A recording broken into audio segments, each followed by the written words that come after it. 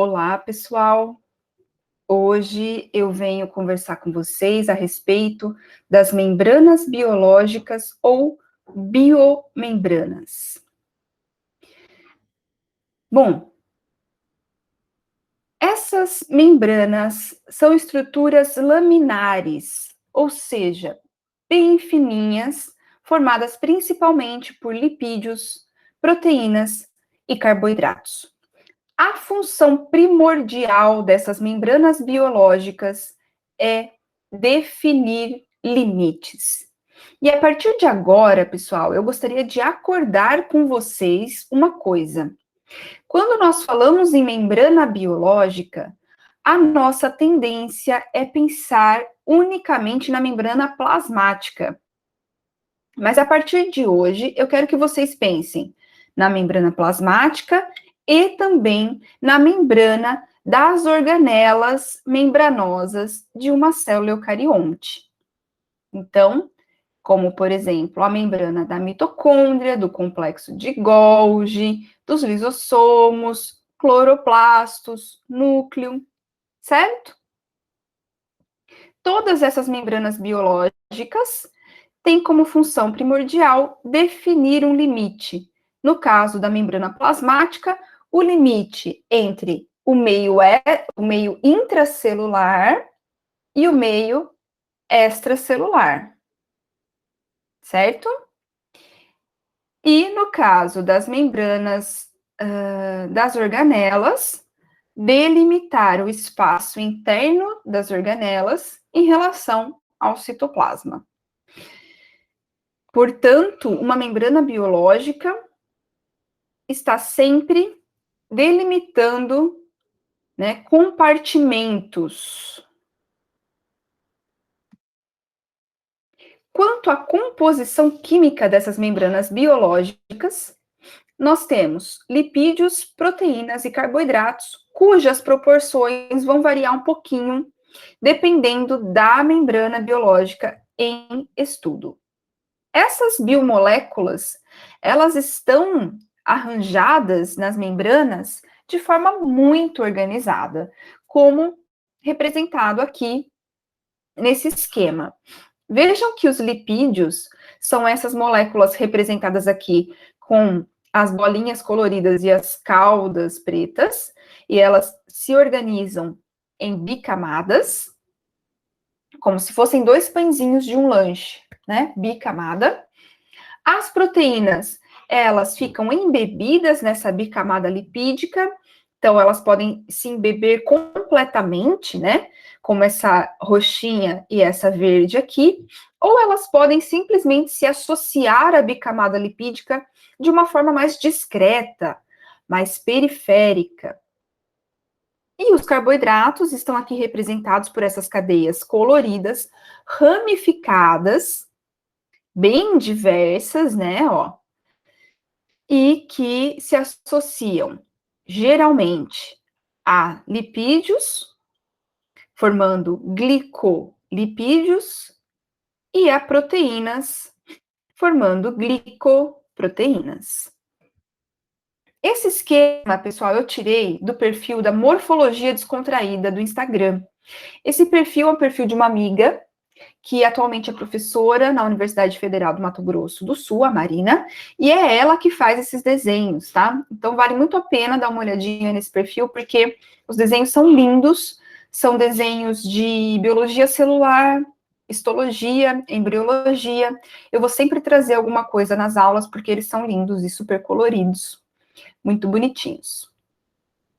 Bom, seguindo então, vamos conversar um pouquinho mais profundamente sobre esses lipídios de membranas biológicas. Todo lipídio é uma biomolécula hidrofóbica, ou seja, que interage de forma energeticamente desfavorável com a água, que é um outro jeito de falar que os lipídios repelem a água.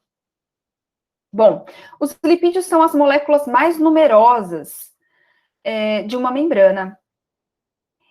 A proporção pode chegar de 50 lipídios para cada proteína de membrana biológica. Os fosfolipídios os lipídios, perdão, os lipídios mais importantes de uma membrana biológica são os fosfolipídios, especificamente um tipo deles, que é o fosfoglicerídeo, tá? Então, esses são os principais lipídios de membrana, os fosfolipídios. E em menores proporções, nós encontramos também colesterol. Por que o fosfolipídio é tão importante? Bom, é porque ele é uma molécula anfipática. Ou seja, é uma molécula que tem duas regiões bem definidas. Uma região que interage bem com a água, uma região que é hidrofílica, e outra região que interage mal com a água, que é uma região hidrofóbica. Então, como uma mesma molécula tem essas duas regiões, ela recebe o nome de anfipática, tá? Ela tem um comportamento hidrofílico de um lado e hidrofóbico de outro lado. Vejam aqui essa representação esquemática de um fosfolipídio. Ele tem, então, uma cabeça, que nós chamamos de hidrofílica, e caudas hidrofóbicas. Quando nós vamos para a estrutura química, nós observamos que os fosfolipídios mais numerosos de membrana são compostos por glicerol, que é essa cadeia destacada em vermelho, fosfato, destacado em amarelo, e álcool, destacado em azul. E o álcool pode variar, pode ser um inositol, uma serina, uma etalonamina, e isso vai mudar um pouquinho o nome e a estrutura do fosfolipídio. Essas três cadeias juntas formam o que nós chamamos de cabeça hidrofílica.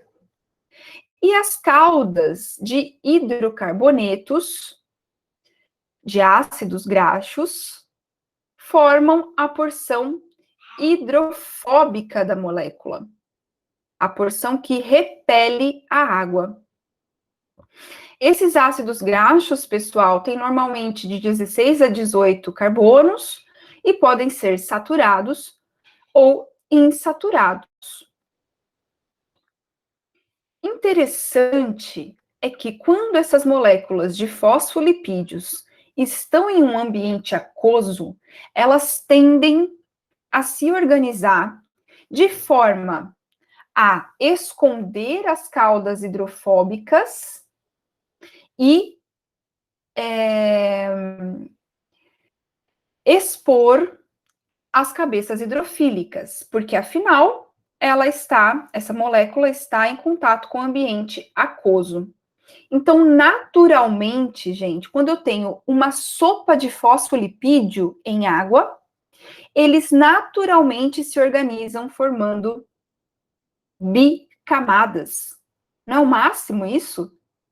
Elas se organizam, então, naturalmente nessas bicamadas, porque dessa forma eu consigo proteger as caudas hidrofóbicas do contato com a água e deixar as cabeças hidrofílicas interagindo de maneira energeticamente favorável com a água. Então, prontamente, os fosfolipídios se organizam em bicamada. Mas não é só isso. Além de formar bicamadas, eles também vão buscar o autosselamento dessas porções, né, das extremidades da bicamada. Porque se nós pensarmos, essas porções aqui da bicamada estão permitindo que as caudas hidrofóbicas entrem em contato com a água. Então, o que a bicamada faz? Um processo de autosselamento. Vejam que incrível, né?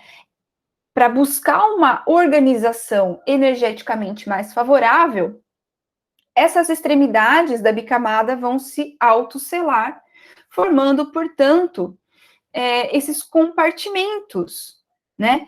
Tão importantes para o surgimento das células e das células eucariontes, especificamente das organelas membranosas.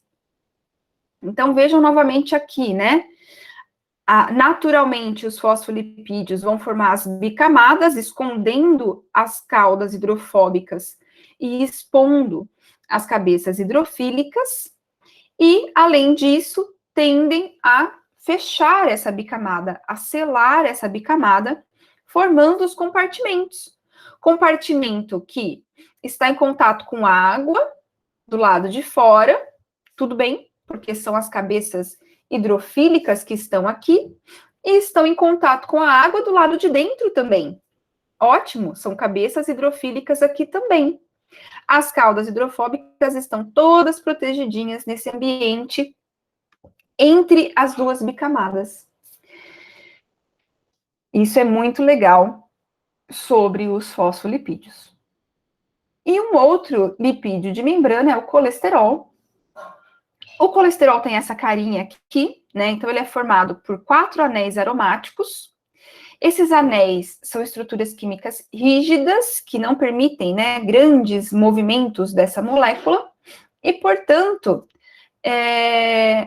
as moléculas de colesterol, quando inseridas nas membranas biológicas, vão torná-las mais rígidas, menos molinhas, menos fluidas. Então, essas moléculas de colesterol, em relação às moléculas de fosfolipídios, são representadas aqui nesse esquema. E vejam que a molécula de colesterol é menor em relação ao fosfolipídio e se coloca entre 2 fosfolipídios. Outro aspecto importante que eu gostaria de comentar com vocês sobre os lipídios de membrana é que eles são diferentes quando comparamos as duas monocamadas da bicamada. Certo? Vejam só esse esquema, gente. Como nós já falamos, os fosfolipídios de membrana biológica se organizam em bicamadas, como se fossem 2 pães de um sanduíche, né? Cada uma dessas monocamadas é composta por diferentes tipos de fosfolipídios. Normalmente, quando nós estamos falando da membrana plasmática, os fosfolipídios da monocamada que fica em contato com o meio extracelular são prioritariamente fosfatidilcolina, esfingomielina, enquanto na monocamada em contato com o citosol, nós temos fosfatidilcerina, fosfatidilinositol, fosfatidiletanolamina. Mas vejam, vocês não precisam guardar esses nomes. O que eu quero que vocês saibam é que cada monocamada é diferente, tá? E não é diferente por acaso. É diferente porque a presença desses fosfolipídios na monocamada em contato com o meio extracelular emite sinais importantes para outras células desse ambiente. Tá? Então, essa diferença de composição entre os fosfolipídios da bicamada, né? Então, uma monocamada tem determinados fosfolipídios, outra bicamada, outra monocamada, me desculpe, tem diferentes fosfolipídios. Isso é proposital porque está envolvido nos processos de sinalização celular, que vocês terão mais para frente uma aula só sobre sinalização. Bom, adiantando um pouquinho para vocês, por que é tão importante essa assimetria entre as duas monocamadas que formam a bicamada lipídica? Porque a presença de fosfatidilcerina na monocamada interna da membrana plasmática confere uma carga negativa à monocamada interna, que é super importante para a fisiologia celular. Além disso, essa assimetria permite conversão de sinais que chegam do ambiente extracelular para o ambiente intracelular.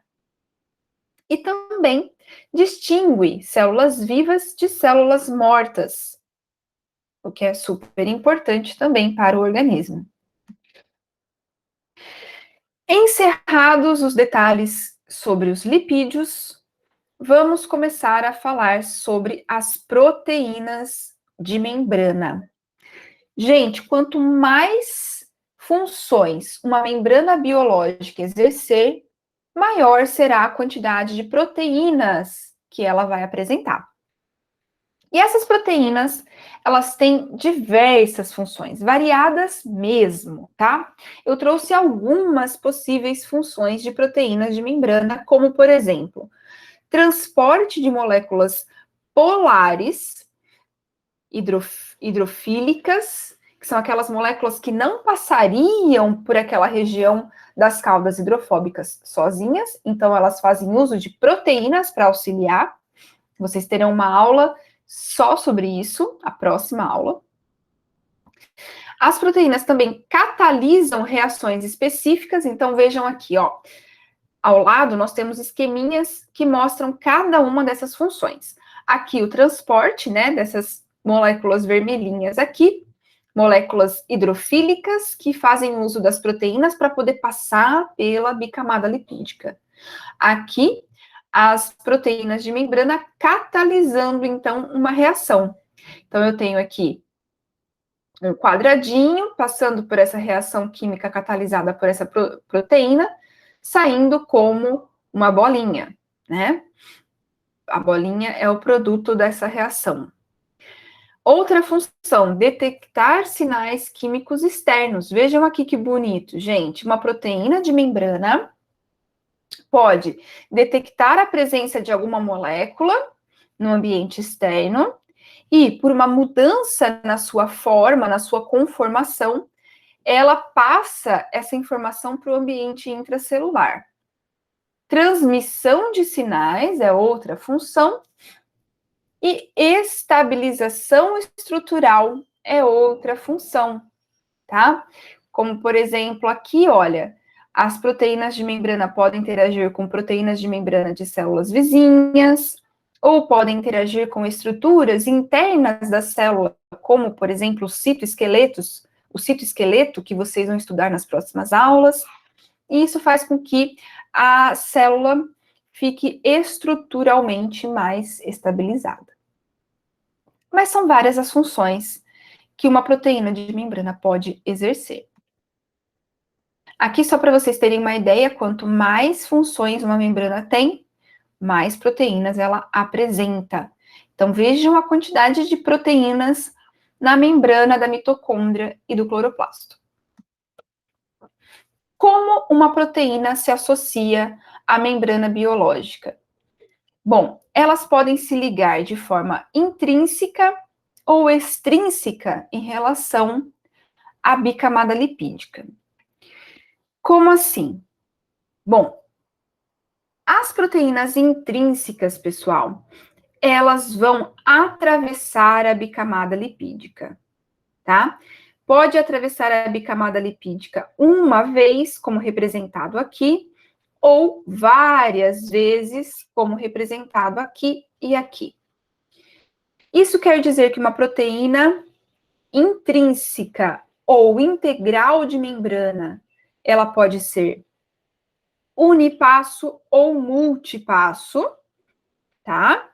E para conseguir atravessar a membrana, ela pode assumir essa conformação em alfa-hélice ou em beta-barril ou folha beta, né? Que são essas cadeias colocadas em paralelo, assim. De qualquer forma, o mais importante é saber que existem proteínas que são intrínsecas à membrana, atravessam completamente a membrana, a bicamada lipídica, tá? E ficam com uma porção externa, uma porção intermembrana e uma porção interna. Então, vejam como ela é importante, né? Ela acaba sendo uma maneira de conectar o ambiente externo a essa membrana biológica com o ambiente interno a essa membrana biológica. Guarda essa informação que ela vai ser importante ao longo do nosso curso. Uma outra maneira das proteínas se associarem à bicamada lipídica é uma maneira mais periférica ou extrínseca. Então, essas proteínas, elas não atravessam completamente a bicamada lipídica.